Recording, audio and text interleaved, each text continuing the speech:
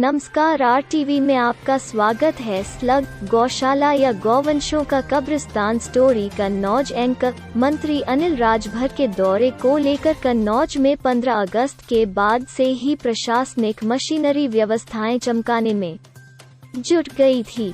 खासकर गौवंश आश्रय स्थलों को विशेष रूप से चमकाया जा रहा था, जिसका नतीजा ये हुआ कि जिस जसपुरापुर सराइया गांव के गौवंश आश्रय स्थल में मंत्री गए, वहां व्यवस्थाएं चाक चौबंद मिली।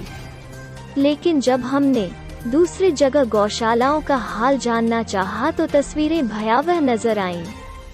जमीनी हकीकत में गौशाला गौवंशों का कब्रिस्तान नजर आती हैं। हमारी टीम सदर ब्लॉक के पैदाबाद गांव के गौवंश आश्रय स्थल पर पहुंची। यहां एक छोटे से शेडेड डेयरी फार्म को गौवंश आश्रय स्थल बना दिया गया। जब हमने इस आश्रय की चारदीवारी के आसपास की जमीन को देखा तो जिंदा गायों से ज्यादा गौवंशों अस्थिपंजर जमीन में दबे मिले। गौवंश आश्रय स्थल के चारों तरफ ऐसी ही भयावह तस्वीरें दिखीं, जो ये बताने को काफी थी कि यहाँ किस तरह गौवंशों को लाकर असमय मौत के मुंह में धकेला जा रहा है।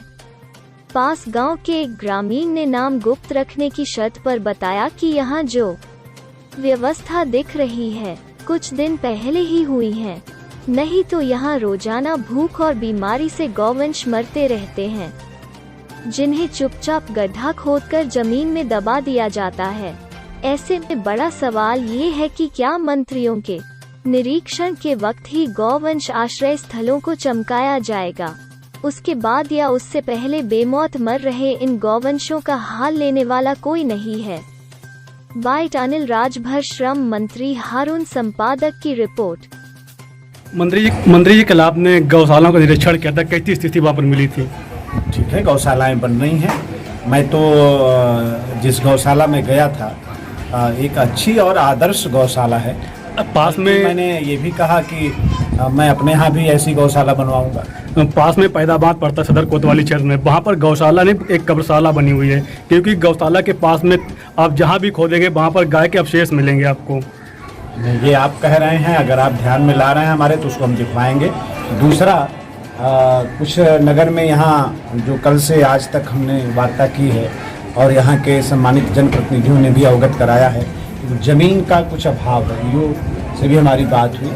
लेकिन 4 नए गांव अभी नगर पालिका का जो विस्तार हुआ है उसमें समायोजित हो रहे हैं, तो वहाँ उन 4 नए गांवों में जमीन गौशाला के लिए देखी जा रही है।